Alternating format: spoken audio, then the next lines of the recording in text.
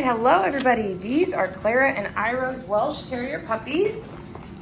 They were born October 6th and they are about 5.5 weeks old right now. They are such a sweet litter. I can't emphasize that enough. So today I'm going to do a pretty long video describing the differences in looks and personalities. And then at 6 weeks, so about middle of next week, I will get another long video and mostly just kind of let you watch them and observe them, just kind of trying to follow one puppy at a time, sort of, so that you can sort of get a sense of who you're interested in. And then we'll start I'll send an email and we'll start the puppy picking then. So without further ado, first this is Pink. First, I'm going to explain why I describe the puppies the way I do. So, all these puppies are Welsh Terriers, and they are all going to have that characteristic high energy, comical, terror personalities. But under that umbrella of being a Welsh Terrier, there's lots of individual personalities, just like people. So sometimes people mistake what maybe the one Welsh they one time had was this personality, and they mistake that for being the Welsh Terrier personality, and obviously that's mixed into it, but they also have very individual personalities, and I think people kind of forget that sometimes. But so I have found that when I describe puppies, I describe them I put them in order of most energetic to least energetic. And what that turns into as adults is the most energetic puppy usually ends up the most outgoing, the most alpha, the most independent, just more, yeah. And then looking over here. And then the least energetic usually ends up the more codependent or, I always forget the opposite of alpha. Submissive, and more laid back typically. And then there's usually kind of middle of the road in between there. But I hope that kind of helps explain why I'm describing that. So the most energetic puppy in this litter is Blue. He is usually the first one out of the pen to come and greet me. And he's usually kind of the leader. As you heard him over here kind of making some noise, stirring up some trouble, huh? And then there's Green, who is a close second. I had a really hard time deciding between the three boys. He's just not quite as much of a leader as Blue, but he's definitely up there. And then last for the males is Black, and he's definitely a little bit more, is that Black? On the quiet, oh sorry, that was the girl. This is Black. A little bit more laid back than Blue and Green. A little more nervous when some new thing comes.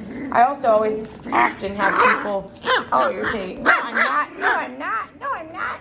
I also often have people that are afraid to pick the most submissive one because they're afraid he's not going to be a energetic, playful puppy. And I can assure you, you are getting a Welsh puppy and they are going to be crazy. So no worries there. Then for the females, I put Purple as number 1, most energetic.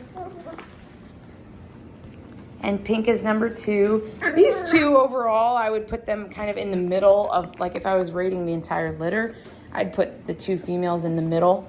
They're just kind of middle of the road puppies. Personality-wise, not quite as outgoing as Blue and Green. Oh, so they proved me wrong. They're both going to prove me wrong. I also had a really hard time deciding between these two, too. It's sometimes very hard. In this litter, I feel like they're all really even-tempered, so it's hard to put that in order. Oops. I have a pile of pee. Or a puddle.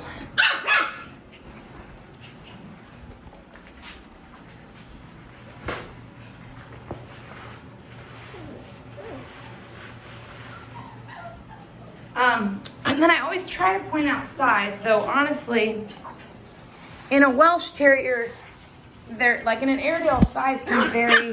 Frozen Airedale. Size can vary by 5 to 10 pounds. In a Welsh, it's usually just a couple pounds. Whoops, sorry. Nobody's really that much different size-wise. Purple is a little bit more petite. This is a vocal bunch, I feel like. Yeah, that's blue. And purple over here. Making a noise. I also always try to point out there's grizzle and tan Airedales and, oh, sorry, Welsh, sorry buddy. Welshes, and there are black and tan Welshes. And it's one of those things you really don't know until their adult fur comes in at about 6 to 9 months if they're gonna, which one they're gonna be. But some people really want one color or the other. So I always try to point out, like, the shade of brown on their face is a lot of times indicative. Like, I would say purple looks like she'll be pretty black and tan to me, but it's hard. I mean, don't quote me on that. It's kind of just a guess, but it does seem like that to be the case. And I would say green to be kind of black and tan.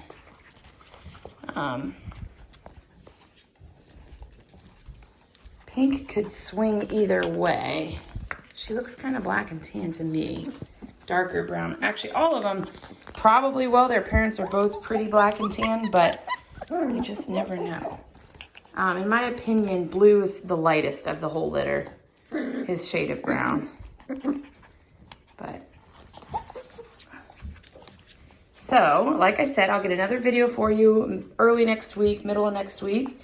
And then we will start the puppy picking. So you guys can be thinking and talking about it with your family, and looking forward to that.